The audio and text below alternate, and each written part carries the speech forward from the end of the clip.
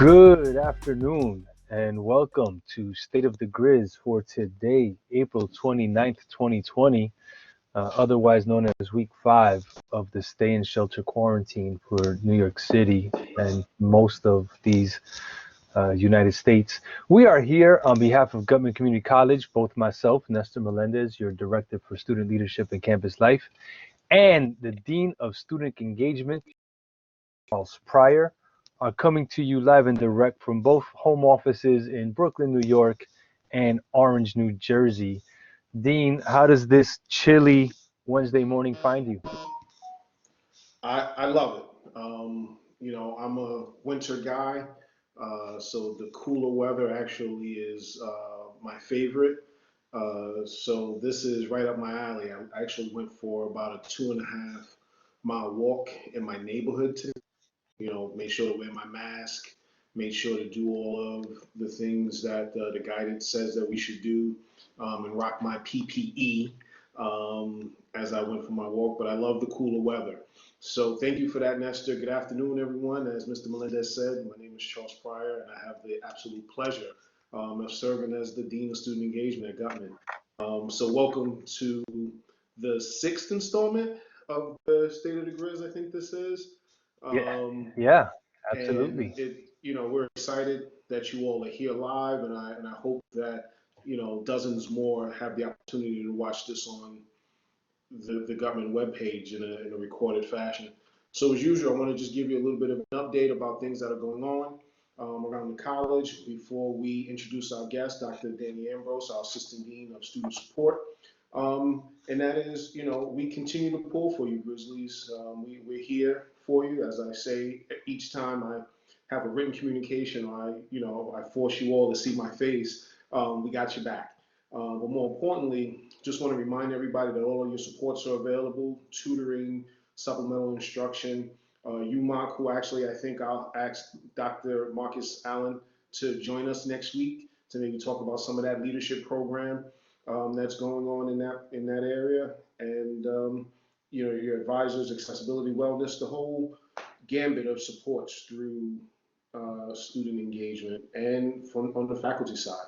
Your faculty, we talk with a few of their representatives daily, and they talk about the amount of engagement that they have with you, and that they would welcome more if that means that it would help towards your success. So continue to reach out. Remember that we got your back.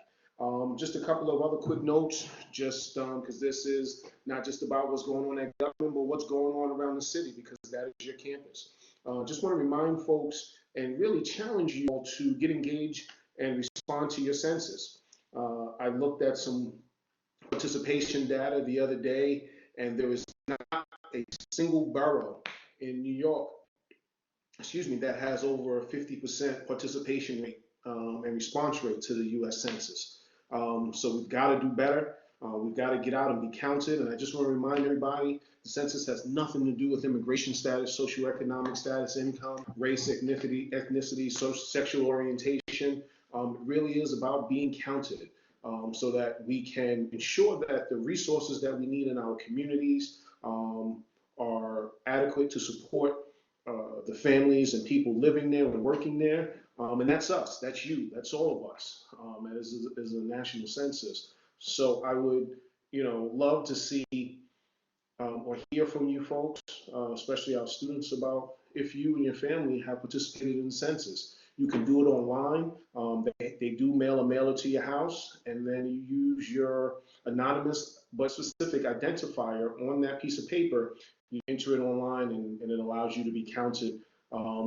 Doesn't even take 5 minutes. So I hope that each of you will take the opportunity, if you haven't already, to do that. The next thing, and this is a perfect segue, is registering to vote. One of the things that the census controls is the size of our voting districts. In New York, we have dozens of them. For your local assembly person, congressperson, state and U.S. Congress and Senate seats, you want to make sure that you get registered so that you can vote in those local elections as well as the national ones. And my note to everyone always with regard to registering to vote is that remembering, while it is extremely important to vote in the national election, the individuals that have more impact and effect on your day-to-day lives are your local politicians, because they are your representatives. They are to hear you and your voice and to do as the public, which is all of us, wish to have done with the finances and resources that they are put in charge of, again, as our representatives. So please take the time to not only be counted in the census, but to register to vote so that your voice can be heard once you are counted in the census. And as always, a big shout out to everyone that is an essential worker or first responder, but especially those of you that are doing that work and still keeping up with your academic students. We support you. We thank you for all that you do. And without the essential workers and first responders, there would be no way that we could get through this pandemic. And after listening to both the governor and the mayor over the last few days, there seems to be some market improvement in the number of folks that are being admitted in the hospitals is going down. The number of folks that are surviving and leaving hospitals healthy is increasing. And we're only able to make those great strides through our essential workers and our first responders, and especially our healthcare workers. Many of you know, and I think I said it last week, my mother was a nurse for 32 years. So I absolutely know the dedication that it takes to be a healthcare worker, through her, of course. And I just want to say that we appreciate you. We thank you on behalf of Government Community College. We appreciate the job that you do. The last thing before I move on and introduce our guest is actually two things, because you all know I can't just stick with one thing, right? Just want to remind folks that if you need a laptop, even if you have your own personal laptop, but there are other people in your home that need to use that laptop and you're splitting time, that you still get a government laptop. So please reach out and contact us so we can help you out.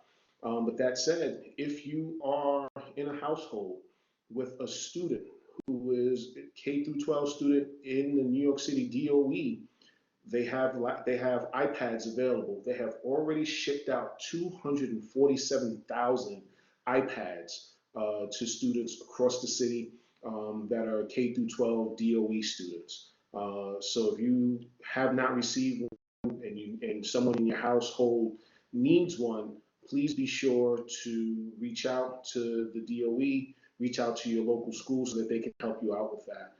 We can get you plugged in. And also, I see Nestor has put up spaces where free internet is available.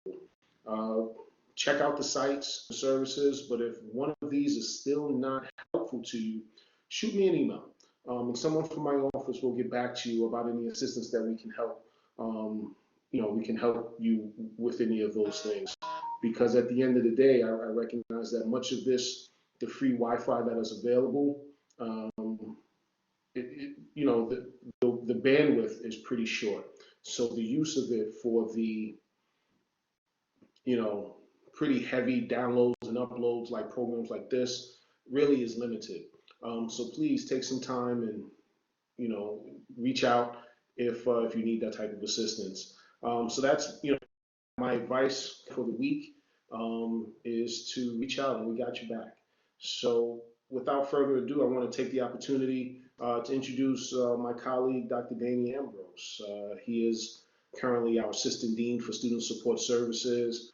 He's going to talk to you a little bit about some of the things that he does overall at the college.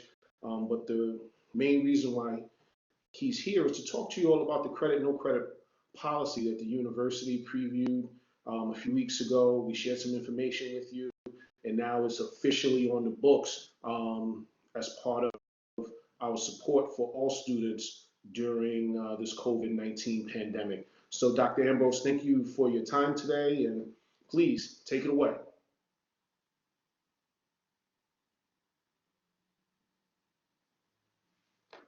You got to unmute yourself. Sorry. There we go. There we go. There we go. I got it. Hello, everybody. Good to be here. Again, my name is Danny Ambrose, Assistant Dean of Student Support. I've been tuning into, the state of the Grizz for the past 3 weeks now.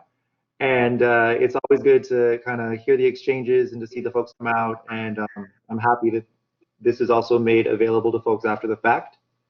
So those who are listening after the fact, I'm happy you tuned in, and I hope this information will be valuable to you. At the college, I work with advising, right, with our student success advocates and also our career strategists, and support the transfer process as folks finish up at Government and move on for more education, continue beyond Government Community College. And also work with our peer mentoring program to provide academic support, leadership development, co-curricular support to students. And so very thankful, very fortunate to work with these two areas. And I think what I kind of want to say before I begin is just kind of offer really my acknowledgement and my respect to all of our students who have really stayed engaged, who have read through emails, which are super important, and I know there's a lot of them, and we're streamlining them to make them a little bit more palatable. But really, you've kept plugged in.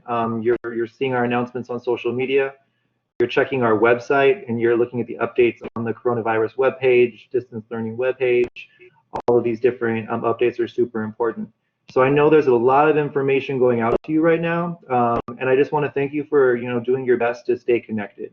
What I will say is, if you're having any difficulty, kind of navigating the information, sifting through and understanding the different updates and different policies, like, we're here to support you, right? So that there's contact information for our student engagement staff, but specifically our advisors on the webpage. And so I want to point out that we're here. You can contact your advisors via Starfish to make appointments. They will host appointments with you, whether it's starting off on Google Text, Google Voice. We prefer Teams as a platform so that we can have a conversation, share resources, share a screen, sometimes see your faces if you're comfortable with that. But we really are making every effort to really meet you and to be available to you so that we can answer questions and have you ask all the questions you may have well in advance of any deadlines coming up, just so you feel that you can plan. So I know your advisors have been in touch with you. If you've received an email or a text, please respond back, loop back in. But really, if you kind of are just wanting some guidance and direction, they're there to kind of help you navigate. So a policy that recently has come forward that is also intended to help you navigate the rest of your spring semester is CUNY's flexible grading policy. So I want to talk a little bit about this, talk about what it means, kind of the goals of the policy, really just the important takeaways for you. Because as a student right now, like I said, I want to thank you for staying committed to your classes. We know this is a unique time, and we know that this format presents some challenges, but I have heard some really, really positive feedback from faculty, from staff, from SSAs, about the ways that you're showing up, about the ways that you're engaging with the material. So thank you for that. I mean, that's exactly what we want you to do. And so we want you to keep working hard in all of your classes, right? We want you to keep pushing forward, keep reaching out to faculty if you need some clarification on expectations or on deadlines, or you just need some added support to complete the work. Faculty are there to support you. And so I know that you're reaching out to your faculty, so please continue to do that. As you're working hard to, kind of earn your best grades possible and to, really focus on your learning, I want you to understand the flexible grading policy that is here to help you. So essentially, I will walk through the fast fact sheet. Thank you, Nestor, for putting this up. This is an image, a graphic here that you have seen in your email. You've seen it on social media. We're going to continue to promote it. It's posted on our website. So this is accessible to you in a variety of places. So if you don't get all this information right in this moment, please know that on our coronavirus webpage, this is posted prominently. You can view it, you can download it. And you also have already received information via email about this policy. So this may not be new information for you, but I just kind of want to go over the key points to clarify so that maybe we're on the same page in a better way. So essentially, the course that you're taking now, right? So we're in spring one. You're going to continue working hard, and then your grades are going to be posted for spring one on June 15th, right? So that's when grades are due. So essentially what happens is, once your grades are posted in CUNY first, you will have the option of converting any letter grade received to a credit CR or no credit NC grade. Okay? So one thing I want to kind of tease out here is there's no action within CUNY First until your grades are posted. You will not be able to opt in to the flexible grading policy until your grades are posted by faculty in CUNY First. So again, the deadline for grade submissions is June 15th. Okay? You will have about 20 business days grading option. So July 16th would be the last day for you to file for the flexible grading policy for spring one. Okay, July 16th. Now, there's a few caveats to that. That is the full duration. What I recommend for you to do is to start considering and start researching the policy and considering if it may be right for you. Granted, you need to see what grades you receive before making the decision. But now is the time to start talking to your SSA or your career strategist. Now is the time to start talking to financial aid about any implications on taking any of your classes for credit or no credit. So now is the time to start asking these questions. Now is the time to start talking to your faculty, right? So you're getting feedback from your faculty on how you're progressing. And so you can engage faculty about, the conversation about if this policy could be beneficial to you as you move on, as you move forward in the semester. Essentially, what we want is for you to persist and to continue to do well. And before at all considering on withdrawing from a course, because the last day to withdraw from a course is June 4th, before considering that, we want you to, number one, before you withdraw at all, to talk to an academic advisor, but also to speak to your faculty, to really be on the same page and understand what your options are. Because rather than withdraw from a course, this credit, no credit option may actually serve you well so that you can earn credit and not affect your GPA if you didn't perform as well as you intended to in this distance learning time. So let me go back to the fast fact sheet and talk through it a little bit more. So if you opt into the credit, no credit grading option, a passing letter grade will convert to a CR, right? You will earn credit. A failing grade, an F, will convert to a no grade, no credit awarded. So credit or no credit grades do not impact your GPA, right? So that is the hopefully that relieves some anxiety for you. If you feel that you didn't get the grades you wanted, you didn't perform, maybe you got a C or a D, depending on your situation, everyone is different. But if you didn't earn the grades you wanted and the grade earned may negatively impact your GPA, this option may help you because you can still earn the credit towards graduation. You can still keep moving forward in your academic plan, but your GPA will not be impacted. Again, checking in with your academic advisor is always recommended. There may be a situation in which this option is not great for you. One situation may be if you are a prospective graduate and you plan to graduate in the next semester and your GPA is below a 2.0, if a letter grade may have raised your GPA above 2.0, then you probably want to take that because that will allow you to graduate. You will not be able to graduate if your GPA is below 2.0. So again, these nuances here you want to consider, but on the whole, this policy may be very beneficial for you in terms of earning credit and not lowering your GPA.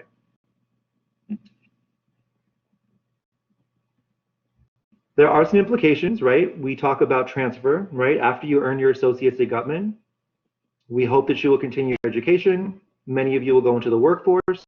For those of you who intend to transfer after earning your associates, we want to consider how this will land in your kind of next phase of education. Within CUNY, the university has made a commitment that this will not negatively impact any student who decides to transfer within the CUNY system. So credit grades will be accepted throughout all CUNY campuses, and the full flexible grading policy that's located on the CUNY website, also linked to the Gutman coronavirus website, states as such, right? So you will not be negatively impacted. However, if you intend to go to a non-CUNY institution for your bachelor's degree, there may be some implications. And so again, working with your career strategist to kind of understand and do some research to perhaps get some more information and make a more educated decision about the impact of taking some of your grades for credit or no credit. that's the decision that I think we can, we'll talk you through, and we'll help you kind of guide you to the best decision related to transfer. But on the whole, again, if you're considering transferring to a CUNY senior college, there is a commitment from the university to honor all credit, no credit grades. All credit grades will transfer. And so that, that again is stated on the website. Another kind of component to the flexible grading policy is that any student who began the term, right, began the semester on academic probation. So you were placed on academic probation at the start of spring 2020. You will not be dismissed at the end of spring 2020 based on your academic performance this semester. So your kind of academic status, you would remain on academic probation going into the fall. So that is another, hopefully that, we want you to keep pushing forward and to strive to, do all that you can do now to remove yourself from academic probation. That is still the goal. But again, that is just another component of the flexible grading scheme that I think is important to note. So essentially, what we want you to do, right? We want you to continue to apply yourself in your classes. We want you to continue to work hard and connect with faculty if you need additional resources, talk to your advisors, but to really, to the best of your ability, to stay engaged. And then before you choose to withdraw from a course, speak with your advisor about the credit, no credit option. And then you can make the best decision for yourself. And again, no action is required from you until your grades post. So faculty will be assigning traditional letter grades like they always have. And then you will view your grades in CUNY first. And at that time, you will have the option to transfer one of them, some of them, or all of them to credit or no credit. You can decide if you only want one grade to be changed to credit, no credit, or if you want a few or all of them. But you have to wait till they post in CUNY first to make that decision.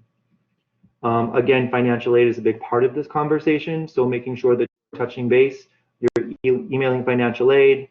They also have appointments available on Starfish, making sure that you're touching base. If you receive a private scholarship, for example, and there's a certain number of credits that you're required to take for letter grades to receive the scholarship, that's an important thing to note. So again, checking in with financial aid, very critical. Make sure you do that before you make the decision to opt in. Once you do opt into the credit, no credit option, you cannot reverse it. So again, doing your homework up front, talking to your faculty, advisor, financial aid, and then when grades post, you're ready to go. But once you elect them to change in CUNY first, you cannot undo that. So we just kind of want to make that, transparent as well. So I had a whole bunch of information, and the last thing I want to just point you to, and Nestor, I wondered if you could pull up the flexible grading website real quick. It's brand new, was just launched today. I'm going to send out some information to the whole student body. Will receive information on how to access this page, but it's linked to the coronavirus page. And let's see, it's off the Gutman webpage. The Gutman webpage? Yeah, so it's a brand new Gutman webpage. Off of our coronavirus webpage. If you refresh, it should be there. And so students and faculty and staff who are here, you're going to get a communication about this very shortly. And so,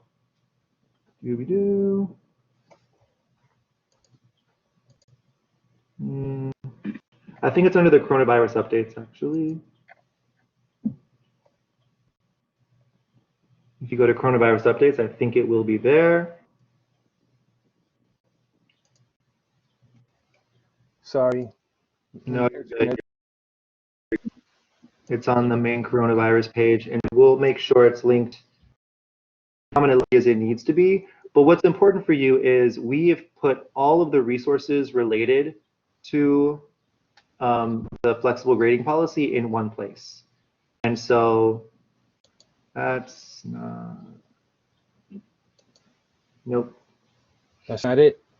No, we just need it to the coronavirus. We can just, it's gutman.cuny.edu/flexible grading policy. That's the quick link. But sure it's more easily linked. Here we go. Boom. There So it here is. this is it. So this right here, brand new, hot off the presses, just launched. We have put everything you really need to know in one place. So on the left-hand side, you'll see we have, and we don't have to click into it, but just you can note it. We just have the link to the full policy on the main CUNY website. We have the link to the frequently asked questions, which CUNY produced. And those, I believe, have been sent out to everybody. We have a section on student information. CUNY just put out a student-facing kind of like quick sheet that lives online, and then there's a faculty section information. What you're seeing below is that PDF that we just shared, the fast facts on the left is there for you to view. And then we have 3 key areas that I just want to point folks to real quick. There's key deadlines, and some of those I just mentioned, and these are just really important for students to understand as they anticipate exploring this option, and the deadlines to file for credit, no credit. So we have the deadline to file for spring 1, July 16th, and then for spring 2, the deadline is September 10th. So you have my contact information there, Assistant Dean of Student Support, for general information. But what I think is more important is the 2 sections below, consulting with financial aid, right? So a little bit of information there, and we have the financial aid email address, phone number, and then the link to Starfish for appointments, and then the ways in which you can contact our advisors, right? So you have Starfish is the kind of best way to go in to make an appointment with your advisor, and then if you wish to email them, call them, we have the information on the government website, so that there would link to our government website. So that is really everything in a nutshell. I'm not sure if there's other questions for the moment, but hopefully that was helpful. And I encourage all students to really take a look, ask any questions you may have, and then we will make sure that you have all the information to make the best decision for yourself. That's a lot of information there, Danny, and just want to jump in real quick and say thank you for that, and highlighting how accessible it is by clicking around the internet. Notwithstanding, all of this information is readily available to the students through our updated web pages, which are brought up to speed almost on the hour, every hour. Does that sound about right? Right. Yeah, that is all right, Nestor. But I will say, you know, we'll make this and other things a little bit more accessible to students and everybody, you know, because this is important information. Thank you, Dr. Ambrose, for that wonderful explanation. What is a very complex, but I think is going to be ultimately a very helpful policy for our students. You know, I just have a couple of quick questions for you, and maybe you could be helpful to me. You know, you had mentioned one of the things about you know, transferring to another CUNY and it not necessarily hurting you, having a pass-fail, you know, credit, no credit grade. Um, what happens if I'm a specialized program and things like that? Are there special things that I should consider, and where do I go for answers? So there are some considerations, and I think speaking with your advisor is a good place to start. If you intend to pursue something in the professional realm, be it a health career, there are some considerations for how selecting a credit grade could impact you later at the transfer institution. Across CUNY, again, the declaration has been made that regardless of specialization, program, graduate school, I think with the exception of, you know, CUNY law, but like their schools will receive the credit grades and they will be honored. So that is how it is spelled out now. However, I would say talking to your career strategist, and depending on the actual institution, if it's a non-CUNY institution as well, we can reach out and kind of help you navigate and ask the questions on how some of this lands, because this is not a phenomenon unique to CUNY, right? Every university system, folks are creating policies that are similar, slightly nuanced at other campuses. Schools, right? Schools who are receiving transfer students are all navigating this policy for this term. So there is going to be more information made available to our students at the transfer institution. And as we have that, our transfer support area will be putting out information. Advisors will be able to, make sure that we're connecting you with those resources. That's great, Danny. I really do appreciate that. Any other tips around the credit, no credit policy or anything else that is cooking up in advising or in peer mentoring? Yeah, to close it up on this policy, don't wait till the last minute. I think research it. Even though you can't take action in CUNY First now, you can research the policy, review it, and ask questions to your advisors. I will say, we're looking forward to finishing the semester strong, and registration is upon us for the fall. So, priority registration is on May 4th. For potential graduates and a few other folks. So folks would have been notified in CUNY First about their registration appointment. And then May 19th is really the date for all government students. Registration for fall opens May 19th for fall 1 and fall 2. So again, more information will come out through advising and transfer support on registration support. I know that in labs, the topic is being covered there as well. For those of you who are in labs, other folks, we're going to be putting out information via email, but also social media, because we typically will have available for adjustment days to help kind of revise their schedules, right, once grades are posted. So we will still be providing the same type of support, and we will be communicating how you will access your advisors for any adjustment schedule changes for the fall. In peer mentoring, I want to plug real quick, have been phenomenal at being here to support. And some of you who are on the call, on the stage of the Grizz right now, some students, hopefully you've interfaced with our peer mentors. They are there ready and waiting in our meetups. So that those links for the meetups weekly are occurring, and I encourage you to go and to spend some time to get some support and to get that work done. I think sometimes we just need the structure to show up and to have some time put aside to get that work done, especially as we're working from home. So meetups is a great time to do that. So even if you're not quote unquote struggling, but you want to have some group study time or to check in and to get some support, meetups are there. There's also meetups, peer mentors are available in the Den. So there are kind of virtual Den hours, right? The Den on campus at Gutman is the hub of peer mentoring in the rear of the library. And so we have mentors that are showing up virtually in a Blackboard Collaborate space to be available for students to drop in, to talk about what's going on, students who may have ideas for programs, for different ways to engage when they hear people. So that's happening on a daily basis. And so we'll make sure that we're putting out these hours and these links again on social for students to engage. That's great, Danny. Thank you so much. And I know you talked about the Den and all those other things that's going on in mentoring. Special shout out to our peer mentors.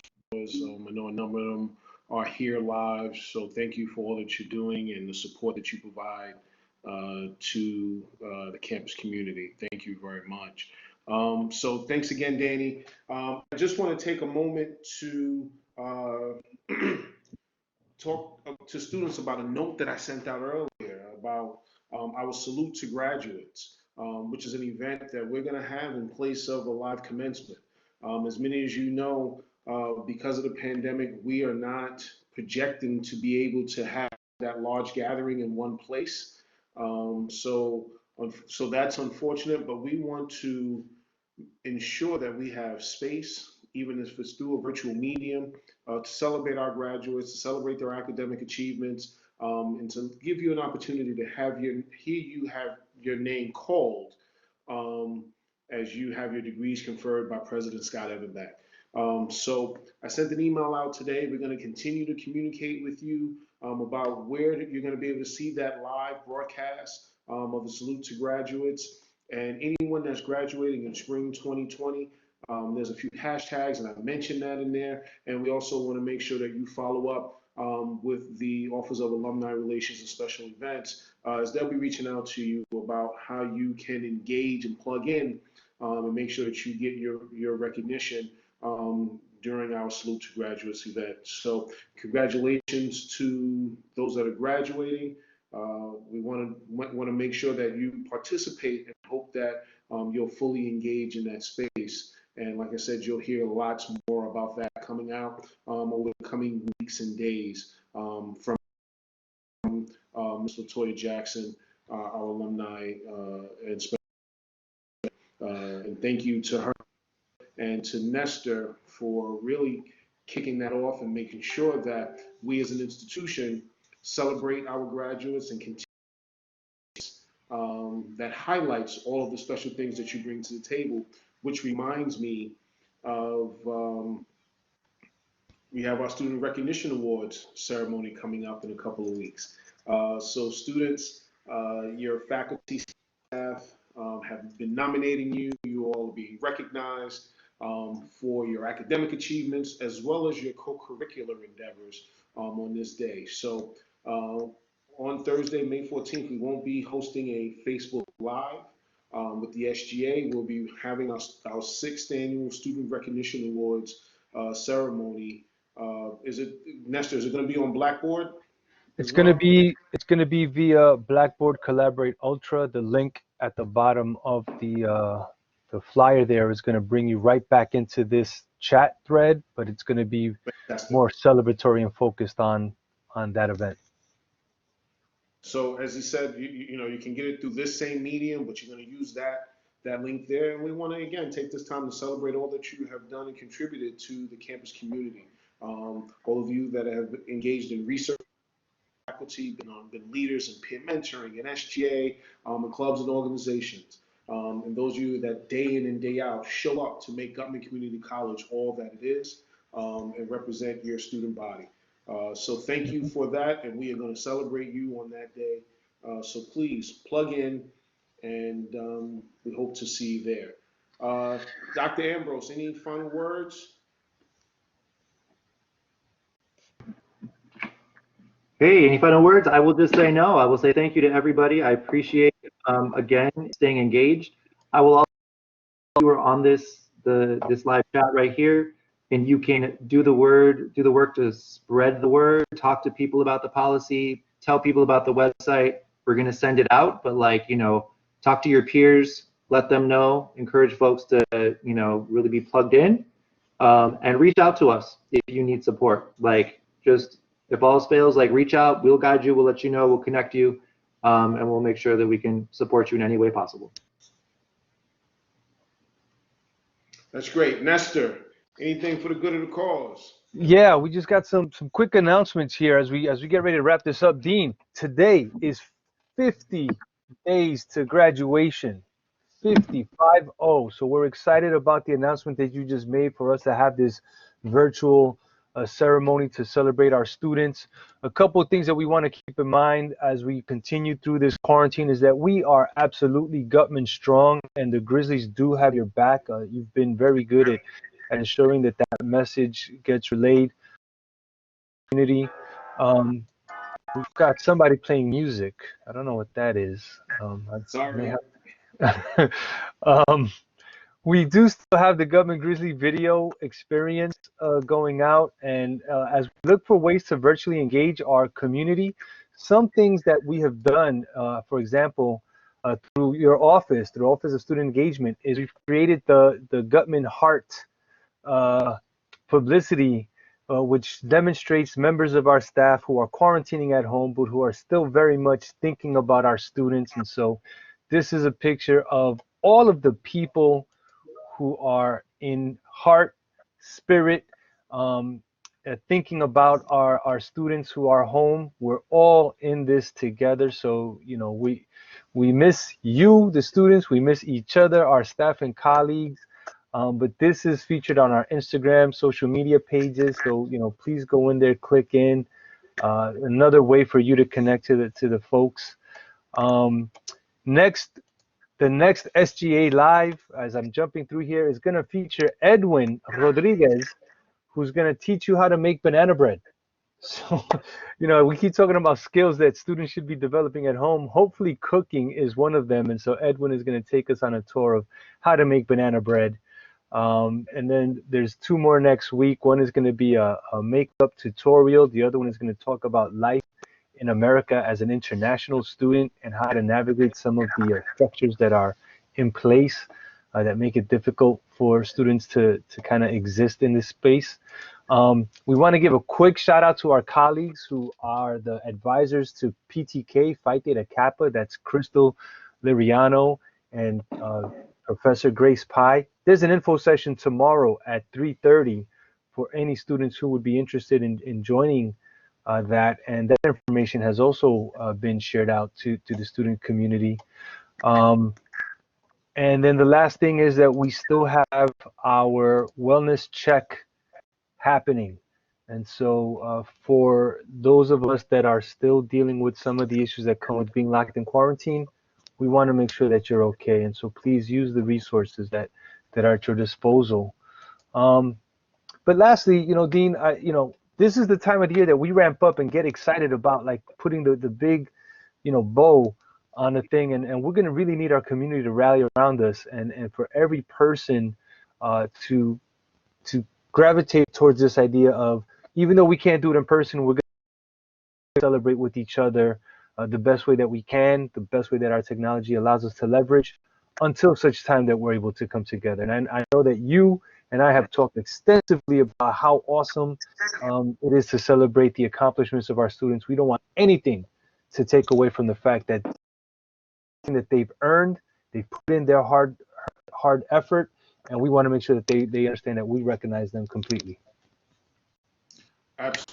Thank you, Nestor. I appreciate that, and thank you again to Dr. Ambrose for joining us today. But Nestor, you hit the nail on the head. We want to continue to celebrate our students, especially in this climate, because as we go through this together, that's the only way we're going to get through it is by supporting one another and celebrating the wins and holding each other up as we go through difficult times.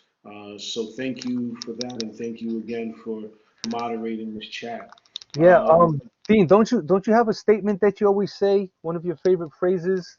Absolutely. I'm getting ready to go into my spiel, man. Okay, You're just want to messing make up my sure. flow here, I'm dude. sorry. I So like hearing it, so I want to make sure that we get it into this chat. absolutely. So, just want to, as we close this out, I want to thank everybody again for taking time. I want to remind you of all of the supports and services that are available to you on the website, but more importantly, the real human beings that are here to support you, that were here in the building with you. We're still here, even if we are in separate places and stations physically, but we are here because why? We got your back. I'll continue to say that. That's going to be my mantra. Each email that you get from me, you'll see it at least once or twice in that note that we're here to support you.